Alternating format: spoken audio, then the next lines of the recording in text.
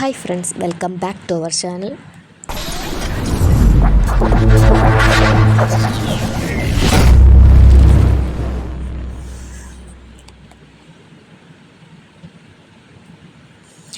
ആധുനിക ഭാരതം കണ്ട ഏറ്റവും വലിയ തത്വചിന്തകനും കേരള നവോത്ഥാന ചരിത്രത്തിലെ അതുല്യനായ സാമൂഹ്യ പരിഷ്കർത്താവുമാണ് ശ്രീനാരായണ ഗുരു.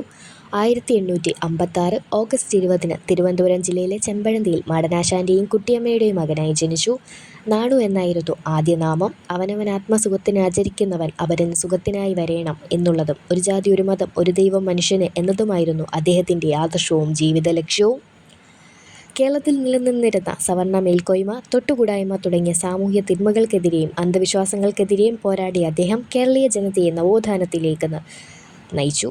1888 മാർച്ച് മാസത്തിൽ ശിവഗിരി നാളിൽ അദ്ദേഹം അരുവിപ്പുറത്ത് ശിവപ്രതിഷ്ഠ നടത്തി. താഴ്ന്ന ജാതിക്കാർക്ക് ക്ഷേത്രത്തിൽ പ്രവേശനമില്ലാതിരുന്ന കാലത്ത് അവർക്കു വേണ്ടിയാണ് അദ്ദേഹം അത് ചെയ്തത്. 1904 ശിവഗിരി ആശ്രമം വർക്കലയിൽ സ്ഥാപിച്ചു. അദ്ദേഹത്തിൻ്റെ കൃതിയായ ദൈവദീക്ഷകം ഈ കാലത്തും പ്രശസ്തമാണ്. 1903 ജനുവരി 7 ശ്രീനാരായണ ഗുരു പ്രസിഡന്റും കുമാരനാശൻ ജനറൽ സെക്രട്ടറിയുമായി ശ്രീനാരായണ ധർമ്മപരിപാലന യോഗം രൂപപ്പെട്ടു.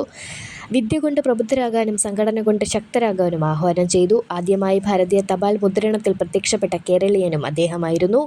1928 സെപ്റ്റംബർ 20 ശിവഗിരിയിൽ വെച്ചാണ് ശ്രീനാരായണ ഗുരു സമാധി അണഞ്ഞത്. പുതുപുത്തൻ വീഡിയോകൾക്കായി ഈ ചാനൽ സബ്സ്ക്രൈബ് ചെയ്യുക.